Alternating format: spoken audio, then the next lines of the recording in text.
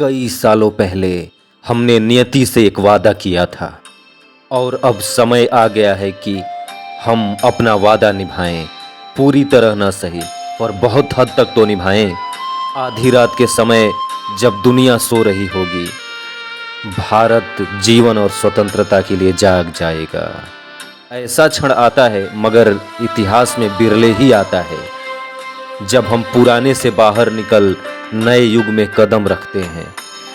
जब एक युग समाप्त हो जाता है, जब एक देश की लंबे समय से दबी हुई आत्मा मुक्त होती है।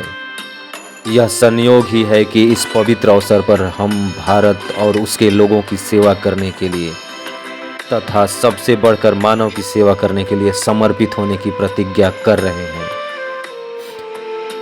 आज हम दुर्भाग्य के एक युग को समाप्त कर रहे हैं और भारत पुनः स्वयं को खोज पा रहा है।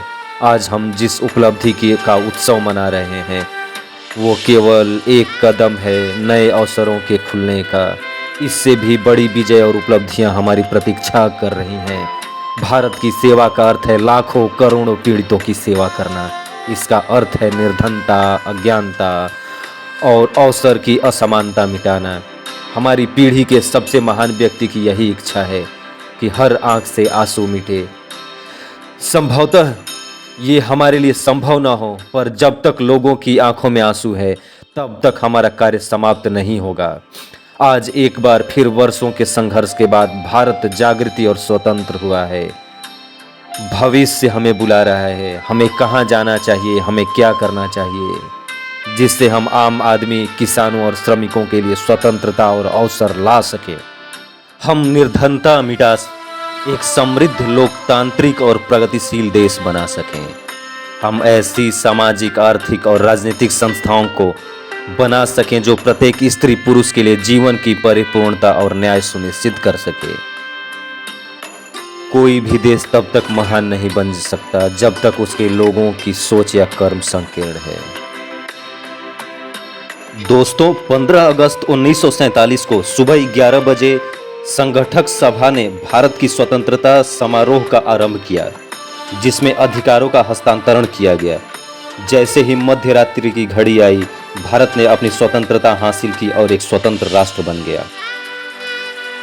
स्वतंत्र भारत के प्रथम प्रधानमंत्री पंडित जवाहरलाल नेहरू ने इस दिन टीस्ट विद डेस्टिनी नाम का अपना प्रसिद्ध भाषण दिया था, जिसके कुछ अंश हमने आपको शुरू में सुनाया। दोस्तों, इंडिपेंडेंट डे को आसानी से समझने के लिए हम सबसे पहले इसका इतिहास समझेंगे, उसके बाद तात्कालिक पृष्ठभूमि को समझेंगे, फिर बंटवारे की कहानी जानेंगे। इंडिपेंडेंट डे के दिन राष्ट्रीय, अंतर्राष्ट्रीय और स्थानीय स्तर पर होने वाले समारोह के बारे में भी जानेंगे। यूरोपीय व्यापारियों ने 17वीं सदी से पहले ही भारतीय उपमहाद्वीप में पैर जमाना आरंभ कर दिया था।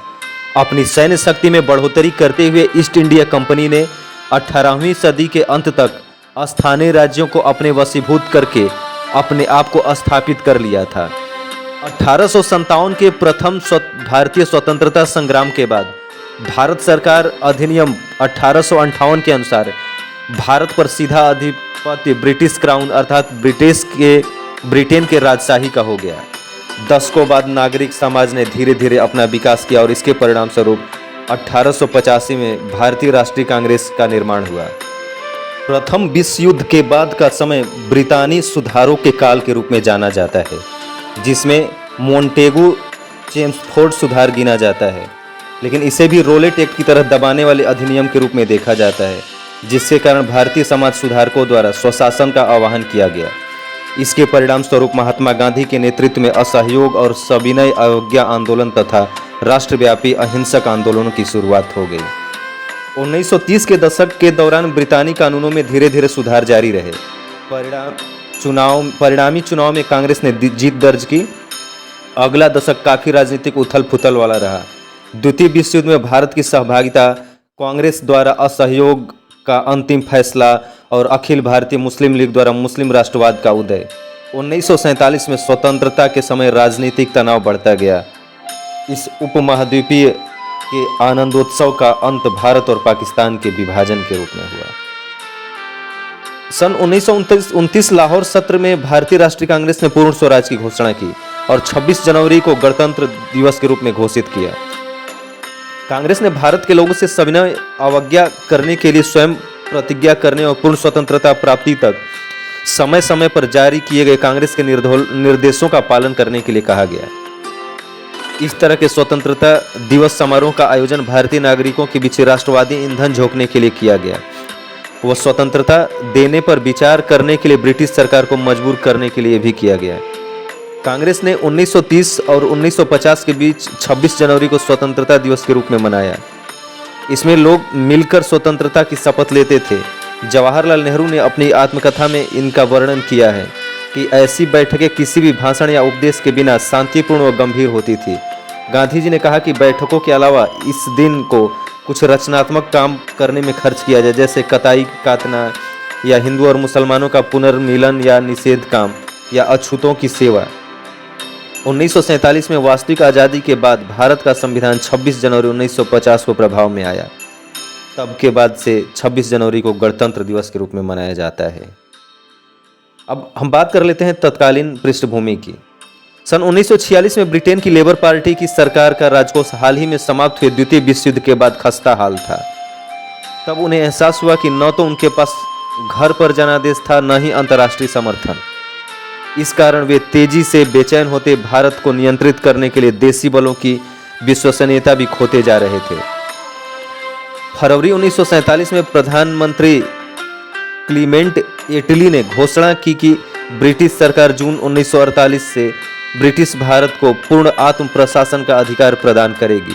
अंतिम वायसराय लॉर्ड माउंटबेटन ने सत्ता हस्तांतरण की तारीखों को आगे बढ़ा दिया, क्योंकि उन्हें लगा कि कांग्रेस और मुस्लिम लीग के बीच लगातार विवाद के कारण अंतरिम सरकार का पतन हो सकता है। उन्होंने सत्ता हस्तांतरण की तारीख के रूप में द्वितीय विश्व युद्ध में जापान के आत्मसमर्पण की दूसरी सालगिरह 15 अगस्त को चुना। ब्रिटिश सरकार ने ब्रिटिश भारत को 2 राज्यों में विभाजित करने के विचार को 3 जून 1947 को स्वीकार कर लिया। वह ये भी घोषित किया कि उत्तराधिकारी सरकारों को स्वतंत्र प्रभुत्व दिया जाएगा और ब्रिटिश राष्ट्रमंडल से अलग होने का पूर्ण अधिकार होगा।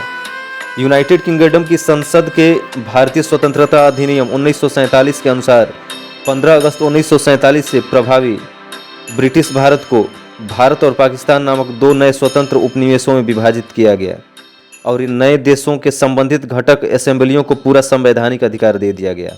18 जुलाई 1947 को इस अधिनियम को शाही स्वीकृति प्रदान की गई। अब आगे बात करते हैं स्वतंत्र भारत व बंटवारे के बारे में। बंटवारे का एक दंश भी भारत को झेलना पड़ा था। लाखों मुस्लिम, सिख और हिंदू शरणार्थियों ने स्वतंत्रता के बाद तैयार नई सीमाओं को पैदल पार कर सफर तय किया। पंजाब, जहां सीमाओं ने सिख क्षेत्रों को 2 हिस्सों में विभाजित किया, वहां बड़े पैमाने पर रक्तपात हुआ।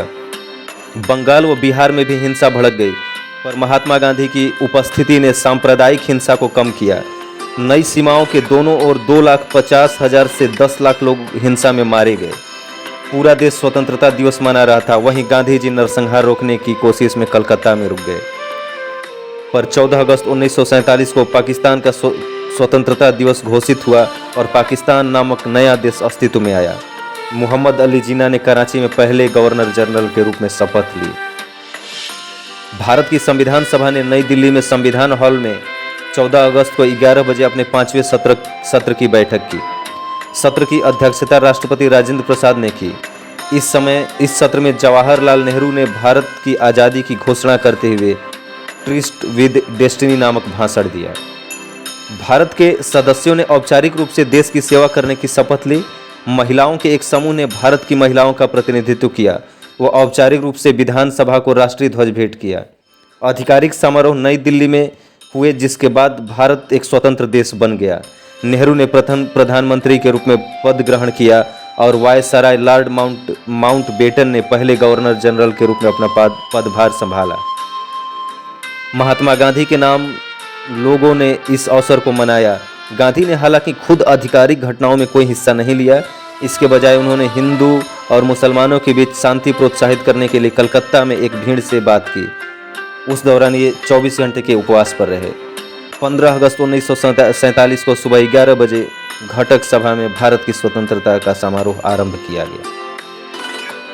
अब आगे हम स्वतंत्रता दिवस पर मनाए जाने वाले राष्ट्रीय, अंतर्राष्ट्रीय और स्थानीय स्तर के समारोहों के बारे में बात करते हैं। अंतर्राष्ट्रीय स्तर पर प्रवासी भारतीयों, विशेषकर भारतीय अप्रवासियों की उच्च सघनता के क्षेत्र में परेड और प्रतियोगिता के साथ दुनिया भर में स्वतंत्रता दिवस मनाया जाता है। न्यूयॉर्क और अमेरिकी शहरों में कुछ स्थानों में 15 अगस्त प्रवासी और स्थानीय आबादी के बीच भारत दिवस मनाया गया है। राष्ट्रीय स्तर पर देश के प्रथम नागरिक और देश के राष्ट्रपति स्वतंत्रता दिवस की पूर्व संध्या पर राष्ट्र के नाम संबोधन देते हैं। इसके बाद अगले दिन दिल्ली के लाल किले पर तिरंगा फहराया जाता है, जिसे 21 तोपों की सलामी दी जाती है। इसके बाद प्रधानमंत्री देश को संबोधित करते हैं। राज्य स्तर पर देश के सभी राज्यों की राजधानी में इस विशेष अवसर पर झंडा वंदन कार्यक्रम आयोजित किया जाता है तथा राज्य के सुरक्षा बल राष्ट्र ध्वज को सलामी देते हैं। प्रत्येक राज्य में वहां के मुख्यमंत्री ध्वजारोहण करते हैं। स्थानीय प्रशासन, जिला प्रशासन, नगरीय निकायों, पंचायतों में भी इस प्रकार के कार्यक्रम आयोजित किए जाते हैं। शासकीय भवनों को आकर्षक पुष्पों से तिरंगे की तरह सजाया जाता है। छोटे पैमानों पर शैक्षणिक संस्थानों, आवासीय संघों में सांस्कृतिक केंद्रों तथा राजनीतिक सभाओं का आयोजन किया जाता है। एक अन्य अत्यंत लोकप्रिय गतिविधि जो स्वतंत्रता की भावना का प्रतीक है और यह है पतंगे उड़ाना। आसमान में हजारों रंग बिरंगे पतंगे देखी जा सकती हैं। ये चमकदार पतंगे हर भारतीय के घर की छतों और मैदानों में देखी जा सकते हैं। ये पतंगे इस अवसर के आयोजन को अपना विशेष बनाते हैं। शहीदों की चिताओं पर जुड़ेंगे हर बरस मेले, वतन पर मरने वालों का यही बाकी निशान होगा। जय हिंद, जय भारत।